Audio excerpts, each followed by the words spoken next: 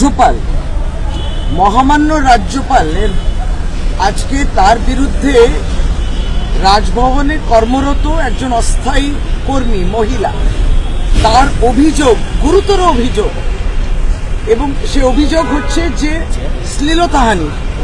মহামান্য রাজ্যপাল, আর মহামান্য বলবো কিনা জানি না, এবং যিনি এত বড় বড় জ্ঞান দিতেন এবং সন্দেশখালি যেতেন এবং সমবেদনা জানাতেন, নারী অত্যাচার হওয়া উচিত, নারী শক্তিটা কি আর নারী সম্মানটা কি সমস্ত বলতেন, এবং ওয়ার রুম হওয়া উচিত, পিস রুম হওয়া উচিত, অভিযোগ শোনানোর জন্য কত কি বলতেন। আজকে তার রাজভবনে একটি মেয়ে, একটি মহিলা, সে এই অভিযোগ করছে, এবং যে প্রথমবার তার উপর শ্লীলতাহানি নয়, অনেকবার হয়েছে। সে কোনো রকম সাহস জোগাড় করে আজকে কোনো রকমে হেড স্ট্রিট পুলিশ থানাতে অভিযোগ দিয়েছে। আপনি কি বলবেন? আমরা স্তম্ভিত, এবং আমরা বলি যে বিজেপির কেন্দ্র সরকার, তো তার মনোনীত তো গভর্নররা আসেন, বিভিন্ন রাজ্যপাল মনোনীত করেন তারা, এবং বিভিন্ন রাজ্যগুলোতে সে উদ্দেশ্য থাকে যে নির্বাচিত সরকারগুলোকে বিরক্ত করা, যেমন এখানে বিরক্ত করছিলেন পরপর রাজ্যপালগুলো। কিন্তু আপনি ভাবুন, আজকে রাত্রে মহামান্য প্রধানমন্ত্রীও আসবেন বাংলায়, যেটা কালকে মিটিং করার জন্য, কিন্তু আজকে রাজভবনে থাকবেন। আমরা এর এই নিন্দা তো জানাচ্ছি, কিন্তু আমরা অপেক্ষায় রইলাম যে নিন্দা জানাবে কি বিজেপি, নিন্দা জানাবে কি প্রধানমন্ত্রী, রাষ্ট্রপতির দৃষ্টি আকর্ষণ করতে হবে। রাজ্যপাল শ্লীলতাহানি করছেন, এবং কিসের, মানে আমি তো বলি যে অনেকবার বলছে মেয়েটি, মহিলা বলছে যে অনেকবারই হয়েছে, তার মানে এর আগে সুযোগ পায়নি, চেপে দেওয়া হয়েছে, তাকে ভয় দেখানো হয়েছিল, আরো অনেক কিছু। ধীরে ধীরে আস্তে আস্তে সমস্তটা থানায় তিনি বলবেন। আমরা এক কথায় বলি যে তার যে চেয়ারের একটা গরিমা রয়েছে, একটা সম্মান রয়েছে, এরকম একটা কনস্টিটিউশনাল পোস্টে সংবিধানে তিনি রক্ষা করবেন, সেইখানে নারী নির্যাতনের কমপ্লেন তার বিরুদ্ধে।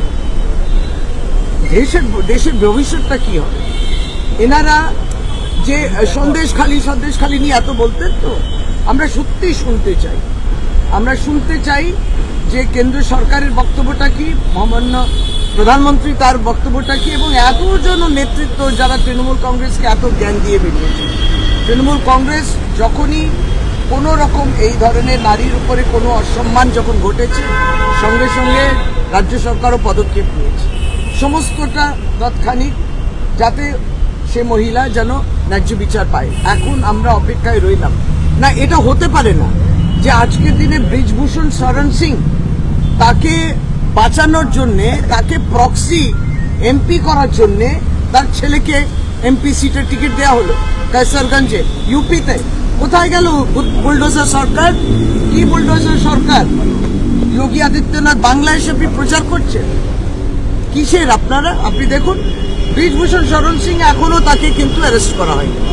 তার ছেলে, ছোট ছেলে হবে এমএলএ, তার বড় ছেলে হবেন এমপি, টিকিট পাবেন, প্রক্সিতে তিনি এমপি হবেন, মানে তাদের হাতে ক্ষমতাটা থেকেই যাচ্ছে।